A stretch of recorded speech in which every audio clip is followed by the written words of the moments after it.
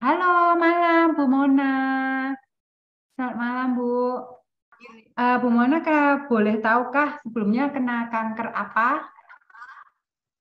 Oh gitu boleh, boleh saya ceritakan. Ya, silakan ya. Saya perjalanan saya sebetulnya nggak cuma kanker, ya diawali dengan operasi kepala saya tahun 18 bulan Juni itu saya menderita hidrosefalus dan kemudian saya dilubangi kepala saya. Jadi untuk mengeluarkan cairan yang banyak di dalam rongga saya di RSPAD Gatot Subroto. Di sana saya mengalami hal yang sampai sekarang ini belum terselesaikan karena stres, katanya dokter. Tensi saya jadi melambung sampai 200 dan menyebabkan pembuluh darah di kepala, di otak itu pecah. Nah, berakibatnya kepada mata saya, kepada otak kecil saya. Otak kecil saya separuh mengalami kerusakan, kemudian saraf mata saya pun juga mengalami kerusakan, bahkan sampai mata saya yang sebelah kiri total rusak, jadi sampai sekarang tidak bisa melihat, tidak bisa dipakai. Yang kanan juga mengalami, tetapi masih ada sisa sedikit kemampuan untuk melihat. Cuma tidak terang, makanya saya seringkali mengalami kesulitan kalau pas harus baca-baca dan sebagainya karena hal itu. Saya sudah berobat terus, jadi minum obat sampai pada satu saat saya itu awal pandemi mengalami benjolan di ketiak saya, benjolan sebesar bakso itu yang saya rasakan sebagai rasa sakit di tangan kiri, itu ada di ketiak kiri. Tapi saya tidak mau dioperasi, saya pakai cara herbalnya dengan ditempeli lidah buaya. Karena saya baca-baca bahwasanya lidah buaya bisa mengatasi benjolan-benjolan, bahkan ada yang di leher bisa hilang total. Jadi saya lakukan itu, terus benjolan itu memang mengecil, tetapi tidak tuntas. Akhirnya timbul lagi di pundak sebelah kiri. Jadi searah dengan ketiak kiri, di pundak juga timbul benjolan kecil-kecil. Nah, kemudian pada waktu saya ada benjolan yang saya rasakan satu di ketiak, saya pergi ke dokter bedah. Dokter bedah itu mengatakan, oh ini harus diangkat ini. Dia sampai megang-megang. Nah ini masih jalan nih Bu, jadi cepat aja diangkat. Cuma saya mengalami trauma, jadi saya tidak mau diangkat walaupun persiapan untuk itu sudah lengkap. Kan biasanya harus pergi ke 4 orang dokter karena saya menggunakan fasilitas BPJS. Jadi harus ke dokter jantung, dokter internis, dokter paru-paru, dan dokter anestesi. Itu udah semua jalan. Saya jalankan, tinggal maju untuk operasi, saya nggak jadi. Itu awal pandemi. Kemudian karena di pundak saya terus tumbuh lagi, jadi saya pikir, wah kalau kayak begini, tetap saya harus kembali ke dokter.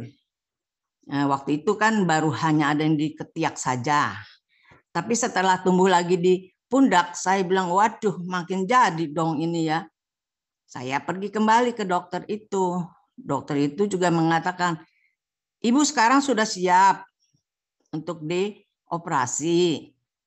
Saya bilang, siap dok. Ya udah periksa lagi yang kayak tadi. Akhirnya saya dioperasi, diangkat. Pada waktu diangkat juga, dokternya sempat mengatakan, wah ibu ini sampai lupa bernapas. Dulu waktu di Gatot Subroto, yang kepala juga dokternya mengatakan, ibu lupa bernapas.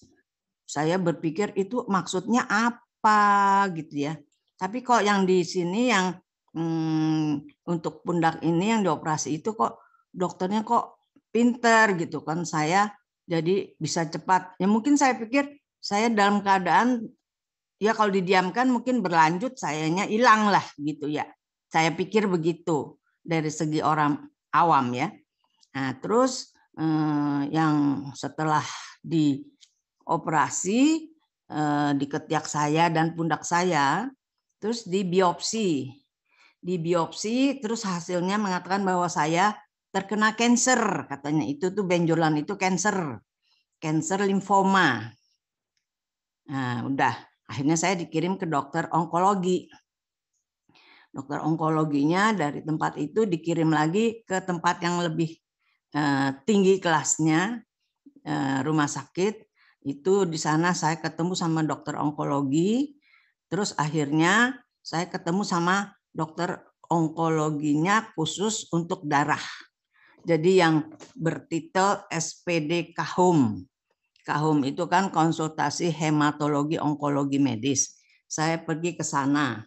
Terus hasilnya, hasil biopsi saya harus diperiksa lebih lanjut di Rumah Sakit Pusat Jakarta RSCM.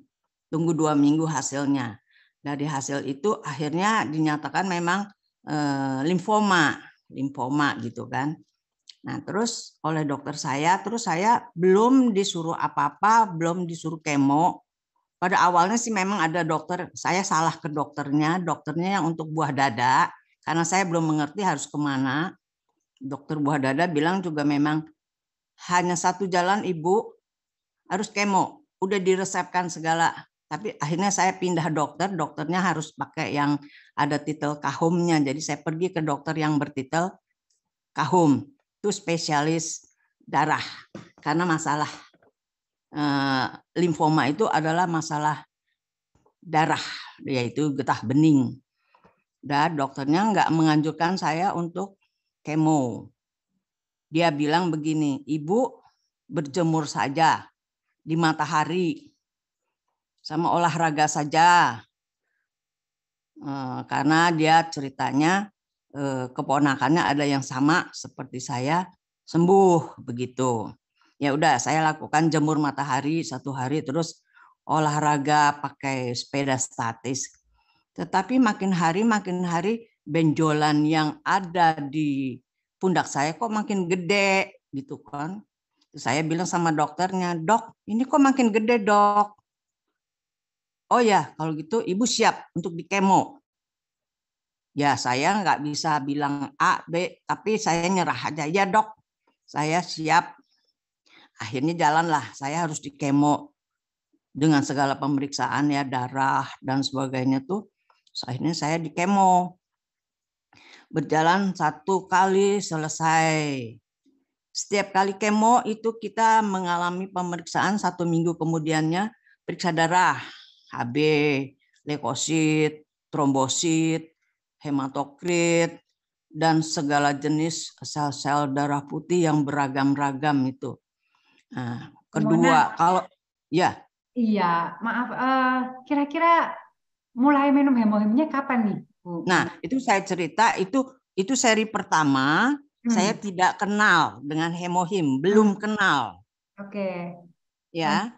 Lalu Sampai saya mengalami osteoporosis, nggak bisa bangun, tapi dilanjut. Terus saya mengalami kemo kedua. Karena apa? Karena sempat saya terhenti gara-gara saya nggak bisa bangun. Saya jadi agak lama untuk proses lanjutannya yang kelima dan keenamnya. Jadi masih belum tuntas. Nah, terus masuk, kemudian saya disuruh ulang lagi kemo yang ronde kedua tahun 2022, tahun kemarin, yang itu tahun 2021. Nah, pada waktu kemo kedua, saya baru diperkenalkan dengan hemohim oleh Ibu Yani. Ya, Ibu Yani datang memperkenalkan dan saya dibilang mesti minum ini biar kuat, apa gitu kan. Oh, yang dulu kan saya belum tahu, belum kenal. Nah, dari awal saya diperkenalkan oleh Ibu Yani, terus dianjurkan mesti minumnya sehari paling enggak 3 katanya. Ya udah, awalnya saya minum 2 sehari.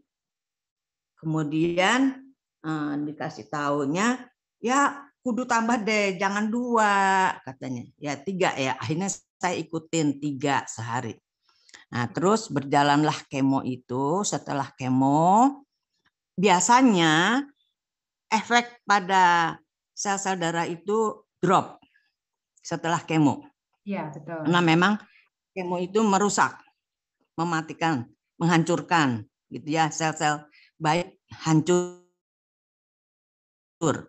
Nah, jadi HB dan sebagainya drop. Nah, pada waktu saya udah pakai hemohim dari awal pertama, saya kan dapatnya 6 kali kemo ya. Ya. Pertama kali saya punya HB cukup baik. Lanjut. 10,6. Itu cukup baik menurut dokter ya. Oke. Terus trombosit baik jumlahnya. Terus leukosit juga cukup baik. Cukup baik. Tidak dropnya terlalu. Ada drop tapi tidak terlalu. Yeah. Itu bisa diatasi dengan disuntik. Disuntik di samping pusar dengan leukogen. Itu akan menaikkan. Kalau HB-nya saya tidak perlu transfusi, tambahan ya, kayak transfusi gitu enggak. Seperti yang di ronde pertama saya sempat transfusi, tambah lagi leukogennya itu sampai 4 hari dirawat, begitu kan, dropnya sampai leukosit saya waktu yang ronde pertama sampai tinggal 800 dan HB saya di bawah 10. Nah, pada waktu saya sudah pakai hemohim, yang namanya hemoglobin saya itu aman terus sampai ke 6. Aman terus. 6 jangan dokter aman, pokoknya enggak di bawah 10. Pernah bahkan sampai 11,7 mendekati normal. Luar biasa. Luar biasa memang. Saya jadi kayak mantap gitu kan. Saya kayaknya ada yang jagain tuh. Lalu setiap kemo gimana, Bu? Biasanya kan lemes gitu. Enggak. Saya setelah kemo oke-oke aja. Enggak ada rasa-rasa lemas. Ya, cuma yang saya rasakan ya memang banyak pipis aja gitu kan. Karena kan banyak dikasih cairan-cairan ya secara infus. Leukosit saya. Leukositnya gimana, Bu? Leukosit saya kalau yang periode pertama itu sampai tinggal 800 dan itu harus dirawat. Saya harus dirawat 4 hari untuk mengatasi itu. Tapi yang sekarang ini saya agak aman-aman saja, nggak pernah di bawah 2.200 tuh nggak pernah. Kalau dulu sampai 800. Sekarang nggak pernah di bawah 2.200. Minimal 2.200 dengan disuntik sedikit udah naik gitu kan. Sampai kemo kurang berapa kali nih, Bu Mona? Kemo saya sudah selesai. Sudah selesai ya. Terus hasil CA-nya gimana, Bu? Ada sempat cek nggak, Bu? Tidak ada ada scanning. Scanningnya itu dibagi 3 dari leher, dada, dan perut. 3 kali jalan gitu ya. Karena ini fasilitas BPJS. Kalau yang fasilitasnya tidak ditanggung BPJS bisa sekali jalan, cuma harganya memang agak mahal gitu ya. Saya pernah mengalami itu juga. Hasilnya gimana, Bu Mona? Hasilnya leher ya aman. Bagian dada aman. Yang di perut ada istilah yang saya tidak tahu, limfodenopati para aorta. Tapi saya tanyakan kepada teman saya yang dokter, enggak kok aman-aman aja kok, itu bukan apa istilahnya penyebaran. Bukan penyebaran. Nah, jadi aman. Jadi udah sehat semua nih ya Bu Mona ya. Saya beranggapan demikian, andai kata ada masalah peradangan ya kan, yang namanya kelenjar limfo itu kan ada di seluruh tubuh di mana-mana. Ya kalau ada peradangan itu biasanya wajar saja kalau ada infeksi di mana tuh pasti kelenjar limfa itu akan meradang gitu. Tapi Jadi kan tetap minum hemohim. Saya berbekal dengan itu, dengan fungsi daripada hemohim, saya tetapkan saya harus selalu backup kesehatan saya dengan hemohim. Amin. Untuk selanjutnya saya harus backup terus dengan hemohim, begitu. Karena hemohim itu juga akan mengatasi yang lain-lainnya. Saya pikir begitu. Biasanya orang tuh Bu kalau sudah sembuh lupa sama hemohimnya. Oh enggak. Akhirnya jadi balik sakit lagi. Oke, terima kasih Bu Mona, luar biasa. Terima kasih Bu Mona. Terima kasih juga kepada Ibu Yani yang telah memperkenalkan saya dengan hemohim. Selalu memonitor. Orang-orang yang mau berbagi ya buat sponsornya juga atau yang sudah mengenalkan, Anda sudah menolong satu orang yang tidak punya keyakinan tadinya akan kesembuhan. Terima kasih Bu Mona atas sharingnya. luar biasa. Oke. 구독, 좋아요 눌러주세요.